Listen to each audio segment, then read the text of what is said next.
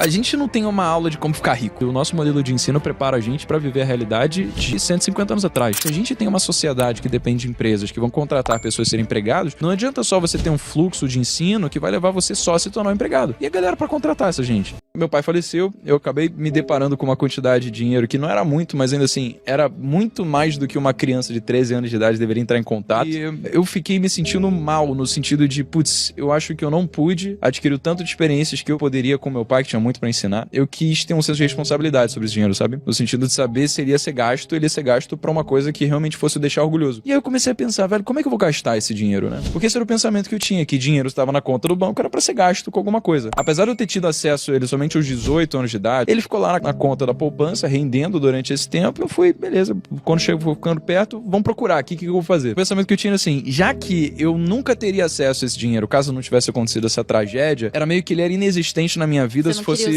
eu não queria usar pra coisas superficiais. Eu queria realmente usar pra algo que fosse relevante, pro que meu pai olhasse e ele falasse, isso eu aprovo, sabe? Como se fosse um presente que ele tivesse me dado. E eu não encontrei essa resposta. Eu fui fazer medicina, achava que ia construir um consultório médico, depois eu larguei medicina, essa ideia foi por água abaixo, eu fui fazer engenharia, e aí depois eu fiquei perdido. Falei, não faço ideia de como é que eu vou gastar esse dinheiro. Bom, já que eu não sei como gastá-lo, melhor que eu saiba como fazê-lo render da melhor forma possível, né? Fui pro YouTube, o melhor professor que eu tive na vida, e procurei lá como começar a investir. Eu comecei a entrar em contato com um mundo novo, que, assim, se abriu perante os meus olhos. Tipo, Primo Rico, Natália Arcuri do Me Poupe, o Perini, o Pitt, pessoas que estavam falando sobre educação financeira, que é um assunto relevante para todo ser humano que pisa nessa terra, mas que ainda assim ninguém é dado na escola. E aí eu comecei basicamente a pegar o dinheiro do meu pai, mandar uma corretora de valores, comprar os títulos de renda fixa, entender como é que funcionava a Selic, falar, pô, beleza, isso aqui eu vou colocar em título público, isso daqui privado, depois eu vou comprar fundo imobiliário, pronto, quando eu vi já tava investindo em ações. E uma coisa foi puxando a outra, de repente eu comecei a perguntar aos meus amigos da faculdade, cara, tu viu que a taxa Selic caiu 2%, velho? Eu tinha muita gente muito braba lá, que era da Fluxo, que era empresa júnior, que eu era membro, na época que eu tava fazendo engenharia de produção. E, pô, pessoas que a gente admira, a gente quer trocar ideia sobre várias coisas, né? E porque eu sabia que elas eram muito fodas, eu cheguei e perguntei essas coisas, eu não fazia ideia do que era a taxa Selic. Eu falo, cara, isso aqui, pô, política monetária do Banco Central, sabe?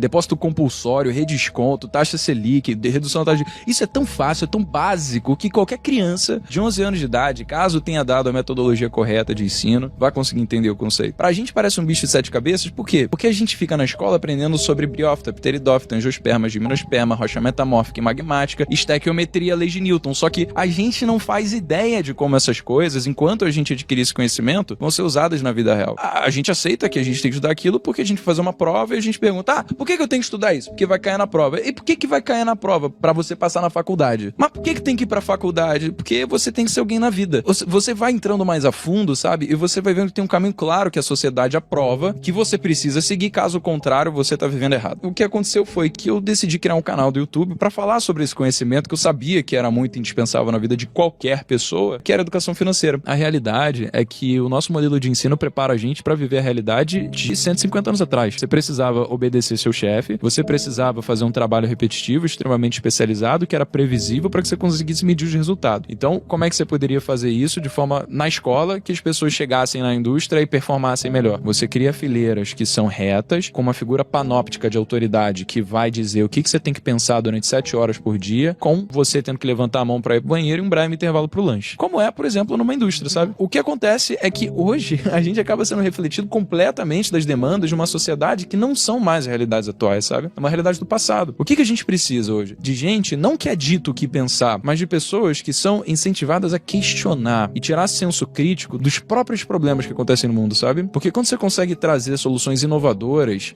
isso é fruto de você ter sido ensinado a pensar por si próprio, entendeu? É muito diferente você ser dado um exercício de matemática para você aprender a aplicar uma fórmula versus você buscar soluções novas para problemas antigos, sabe? Existem tantas coisas que todo mundo aplica na sua vida que nem passam batida na escola, como educação financeira ou como negócios. Porque, porra, se a gente tem uma sociedade que depende de empresas que vão contratar pessoas a serem empregados, não adianta só você ter um fluxo de ensino que vai levar você só a se tornar um empregado. E a galera pra contratar essa gente. E aí o que acontece? É que tem um monte de gente se formando, gente que se forma em faculdade de boa, tipo FRJ, USP, fica 5, 6, 7 anos na faculdade às vezes pra conseguir a bagaça do diploma, não consegue emprego. Ou então, se consegue emprego, é se contentando a receber menos do que o piso da sua profissão permite. Por quê? Porque a oferta de empregados é muito maior do que a demanda de empresários por aqueles... Às vezes é um engenheiro que é contratado como analista. Porque analista, o cara pode fazer a mesma coisa que ele fazia como engenheiro, mas ele vai receber menos, porque analista ganha menos, não precisa ganhar o piso do engenheiro, entendeu? E é foda isso. Isso traz a gente para um problema estrutural da nossa sociedade, que é a gente não sabe nada sobre negócios. A partir do momento que a gente não sabe nada sobre educação financeira, a partir do momento que a gente não sabe nada sobre negócios, a gente tá vendo no passado. A gente, quando vive a vida, a gente não tem uma aula de como ficar rico. Então as pessoas não aceitam que isso é uma possibilidade e que são uma confluência de habilidades que você pode treinar. Tudo que você treina, você desenvolve, tudo que você desenvolve, você executa. Quando você executa, você tem erro, você aprende com os erros, depois você faz direito, sabe? É aquela coisa. Se você continuar tentando, uma hora vai. Só que a gente não aprende isso, né? A gente aprende que a gente tem que tirar nota boa, porque a gente vai passar de ano, pular de período da faculdade, e aí depois a gente vai conseguir um estágio numa empresa boa, que a gente vai ser efetivado, a gente vai subir na escala corporativa até se aposentar aos 65 anos. E aí, frente a essa realidade, né, que foi basicamente o que o meu tio fez, só que como a carreira de exército, ele falou pra mim: Breno, você vai ser um curioso. É isso que você vai ser visto aos olhos das pessoas, sabe? Não como uma figura de autoridade. E isso me deixou mal, porque eu comecei a pensar, caraca, né?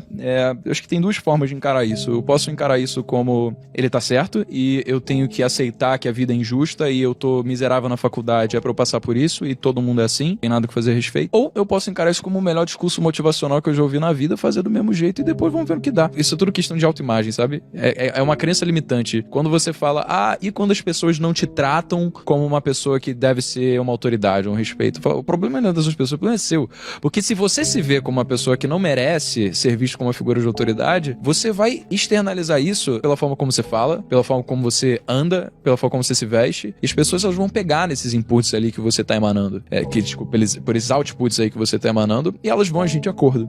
Então, quando você dá esse switch de que você é merecedor de estar onde você tá, e ninguém vai te bater pra conseguir te diminuir como figura de autoridade ou não, aí elas começam a te ver diferente. Você começa a andar de formas confiantes, você começa a falar de formas confiantes, você começa a cagar e andar pro que qualquer outra pessoa pensa de você, sabe? Isso é muito gostoso. É um senso de liberdade quando você entende que só importa aquilo que você pensa, porque a sua realidade é aquilo que você escolhe encarar. A gente não pode escolher onde a gente nasce, quem são nossos pais, a forma como a sociedade trata a gente, mas a gente pode escolher o significado que a gente vai dar aos acontecimentos à nossa volta e o que fazer a respeito. Eu acho que as pessoas não entendem que elas podem escolher isso, sabe? Elas podem escolher exercitar, mudar a forma como elas mesmas se veem, para que as outras pessoas, por si, comecem a mudar isso também. A gente ouve algumas pessoas falando que você sempre vai querer desistir, que você vai chegar num momento onde você vai estar tão pra baixo e você vai se perguntar se é realmente aquilo que você queria estar fazendo e você vai pensar em desistir. Isso não aconteceu comigo. Eu sabia que enquanto eu não tava na faculdade, eu não ia poder dar desculpa pra minha mãe e pro meu tio acharem que eu ia estar em casa coçando o saco. Então eu comecei a acordar 4h30 da manhã e durante 8 meses eu não saí de casa. Pra ir pra festa com os amigos, pra beber, fazer o que a maior parte das pessoas da minha idade estava fazendo, porque eu sabia que eu tinha 2 anos pra fazer valer. Qualquer coisa que eu estivesse fazendo que fosse fora do que eu sabia que eu precisava fazer pra acontecer, estaria errado, sabe? Eu estaria me privando do sucesso que eu queria conquistar. Porque se você abre mão de uma vez, se você não resiste à tentação uma vez, você abre espaço pra que você também deixe de resistir todas as outras vezes, sabe? Então eu sabia, velho, olha só, eu tenho 2 anos, eu vou otimizar o máximo que eu conseguir nisso daqui, eu vou trabalhar de 4h30 da manhã até as 10 da noite e repeat. O meu pai, numa das lições que ele deixou comigo, foi através de uma história que ele falou de um amigo dele que ele tinha na época da escola, no ensino médio, que capengava nas matérias, ele era, muito ruim, e o meu pai sempre foi nerdzão também. E o meu pai ajudou ele a passar nas matérias, a estudar. Eventualmente, esse cara veio a ser o fundador da Elos Jeans. Meu pai, depois, décadas na vida depois, ele foi demitido do emprego que ele tava, foi falar com esse amigo, o amigo dele sabia que, meu pai era confiável, que meu pai era inteligente, que meu pai dava conta do trabalho, que era uma pessoa competente e contratou meu pai. Então, assim, o meu pai naquela época nunca poderia ter imaginado que isso iria acontecer, sabe? Eu acho que a reciprocidade não é algo que a gente deve contar com, mas a gente deve fazer independente, porque é mais uma coisa da gente se sentir bem consigo mesmo, sabe? Não tem nada de bom que possa acontecer da gente falar mal de outras pessoas ou querer não ajudar outras pessoas, do que, não, porque eu fiz isso porque um dia esse cara vai ser foda, ele vai me ajudar. Não, ajuda porque é bom ajudar, sabe? Um ponto fundamental é esse, você não se preocupar só com o dinheiro. Você saber que o dinheiro é uma consequência de algo muito maior que você tá fazendo. Eu acredito 100% nisso, né? Isso é matemático. Se o que você tá fazendo não vai ajudar ninguém, você não vai ter dinheiro. Assim, a conta é muito fácil, né? É como se dinheiro fosse proporcional à quantidade de pessoas que você ajuda e o tamanho do problema que você resolve pra essas pessoas. Você quer ficar bilionário? Ajuda 1 bilhão de pessoas, pô. Quer ficar milionário? Ajuda a gente pra caralho também, que uma hora chega. Uma única hora que eu vivi na minha vida que mudou tudo. E pra muitas pessoas isso acontece, né? Esse ponto ponto de inflexão? Pra mim foi uma palestra que eu assisti, que foi organizada pela Fluxo Consultoria, a empresa júnior lá do FRJ, do qual eu era membro, que chamaram um cara que nem é tão conhecido assim, mas, pô, hoje eu tenho que atribuir tudo que eu tenho hoje a esse momento, né, que eu vivi com ele, que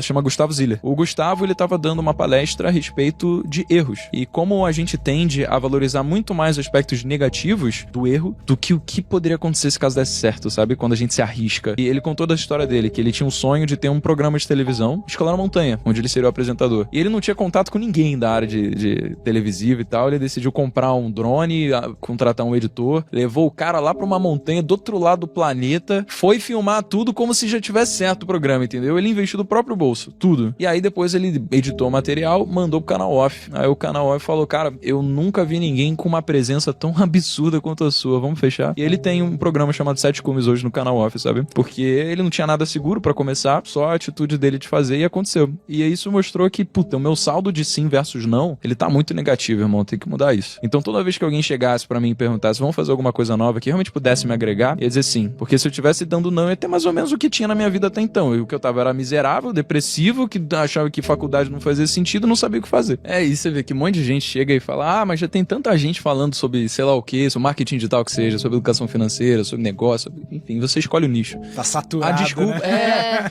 Aí, será que dá pra crescer nisso ainda? Eu posso ser mais uma pessoa dentre tantas? Por que o pensamento deveria ser, será que vai dar certo? Eu falei, caralho, você só vai saber depois que fazer, entendeu? E na verdade, só vai dar errado depois que você parar. Então meio que depende só do quanto você tiver disposto a ir atrás, porque se você não conseguiu ainda, ver crescimento, uma taxa consistente, você consegue projetar que você vai conseguir ser uma pessoa maior no futuro, então você tá fazendo uma coisa de errado, você tem que assumir que tem algo que você não saiba. Porque se você não sabe de alguma coisa, você precisa analisar, peraí, o que eu tô fazendo de errado? E mudar o curso, pô. Eu acho que é assim que a banda toca.